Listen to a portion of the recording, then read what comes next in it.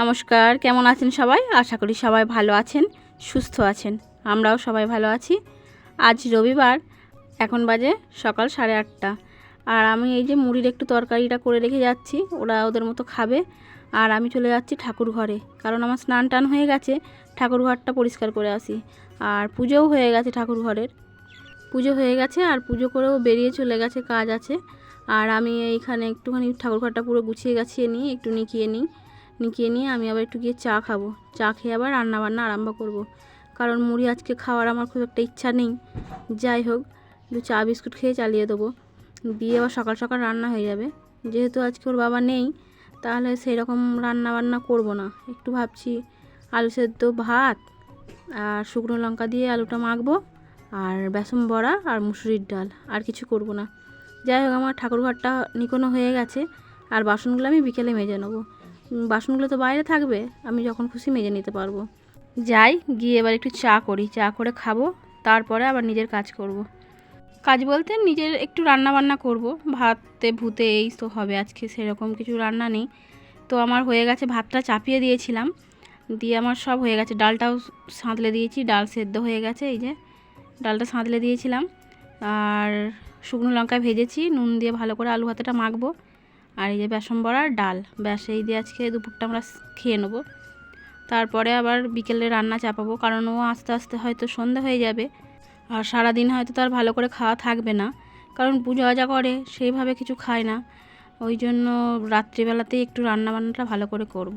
দুপুরের খাওয়া দাওয়া করে আর বিকেলের কাজকর্ম সেরে সন্ধে টন্ধে দিয়ে চলে এসেছি আমি রান্নাঘরে, রান্না করব বলে। আর ফ্রিজ থেকে মাছটা বার করে রেখে দিয়েছি, মাছটা ঝাল করব। আর ভাতটা চাপিয়ে দিলাম সন্ধ্যাবেলায়, আর মাছটা ওদিকে বার করা আছে। আর ডাল আছে, একটু ডালটা গরম করব, কারণ প্রচণ্ড গরম। ওবেলাকার যেটুকুনি ডাল ছিল আমি আর ফ্রিজে রাখিনি, তাই এই সন্ধ্যাবেলায় একটু গরম করে নিতে হবে, না হলে নষ্ট হয়ে যাবে। তো ভাতটা তো আমি বসিয়ে দিচ্ছি, দিয়ে তারপরে ডালটা গরম করব, আর মাছের ঝাল করব, আর আলু সেদ্ধ দেবো, তাহলেই হয়ে যাবে রাত্রিবেলায়। আর এদিকে আমি ভাত চাপাচ্ছি, কিন্তু ওদিক থেকে ছাগলের মানে ছাগল প্রচণ্ড চেঁচাচ্ছে বাইরে থেকে, মানে আমাদের ফার্মের ছাগলই চেঁচাচ্ছে মনে হচ্ছে। আমি ভাবছি উনুনটা জ্বালিয়ে দিয়ে তারপরে যাব, কিন্তু দেখি জ্বালিয়ে দিই তাড়াতাড়ি, দিয়ে যাব। আর জ্বালাতে জ্বালাতে মনে হচ্ছে কখন ধরবে। যাই হোক, আমি দৌড়ালাম তাড়াতাড়ি করে। এই যে ছাগলের ফার্মে আমি চলে এসেছি, কিন্তু কার হয়েছিল কি হয়েছিল বুঝতে পারছি না। মনে হয় এই মাচার ফাঁকে এই ছাগলটার পাটা ঢুকে গেছিলো, দিয়ে বার করতে পারছিল না, তাই চেঁচাচ্ছিল। কিন্তু যা হোক করে মনে হচ্ছে নিজে নিজেই বার করে ফেলেছে, মানে ওই টেনে টেনে না নিজেই বার করে ফেলেছে। আর আমি এসে আর দেখতে পাইনি যে ওর পা ঢুকেছিল, কিন্তু এই যে পাটা ওর ব্যথা হয়ে গেছে, দিয়ে পাটা দিয়ে খোঁড়াচ্ছে এই ছাগলটা।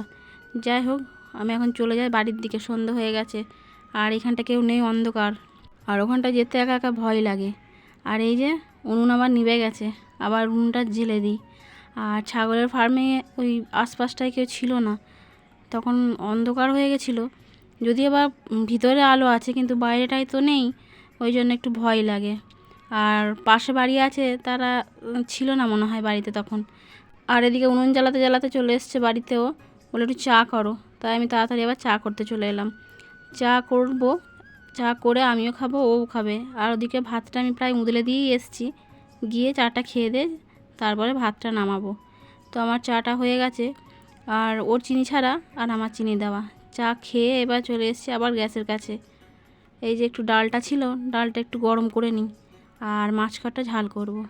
আমার ছেলে কুরকুরে নিয়ে এসেছিলো, তো আমি বললাম বাবা আমাকে 4টে দে, তো আমাকে 4টে-5টাই দিল।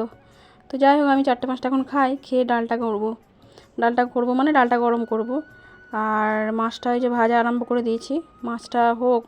আমার জামা কাপড়গুলো আছে, সেগুলো গুছোনো হয়নি, তো মাছের ঝালটা চাপিয়ে জামা কাপড়গুলো গুছোতে যাব। মাছটা ভাজা হয়ে গেছে, আর ঝালও আমি বসিয়ে দিয়েছি, তো ভিটভিট করে ততক্ষণ হোক। আর এই যে ফুটতে আরম্ভ করে দিয়েছে, ফুটুক, আর আমি কয়েকটা জামা কাপড় ততক্ষণ গুছিয়ে নিই, তার মধ্যে আবার খাওয়া দাওয়া সারতে হবে। আর যেহেতু সারাদিনও ভালোভাবে ভাত খাইনি মানে সারাদিন ভাতই খাইনি, তাই বলবে তাড়াতাড়ি একটু ভাত দিয়ে দাও। ততক্ষণ একটু এখানটা গুছিয়ে নিই, জামা কাপড়গুলো পরে আছে একটু গুছিয়ে নিই, দিয়ে ভাত দিয়ে দেবো। জামা কাপড় হাফ গুছোতেই বলা হয়ে গেল ভাত দেওয়ার কথা, তাই বললাম দাঁড়াও ভাতটা দিয়ে দিচ্ছি। তো দুটো ভাত ওদের দিয়ে দিই গা। আর আমার এখানটা গুছানো হয়েই গেছে, সব এখানটায়। এবার ওদের খেতে দিয়ে দিই গা। আর ওদের খাওয়া দাওয়া হচ্ছে ওদিকে, আর আমি এখানটায় দাঁড়িয়ে চুলটা বাঁধছি, কারণ চুলটা একটুখানি গাডার দিয়ে না বাঁধলে শুতে পারবো না ক্লিপ দিয়ে। তো সবাই ভালো থাকবেন, সুস্থ থাকবেন।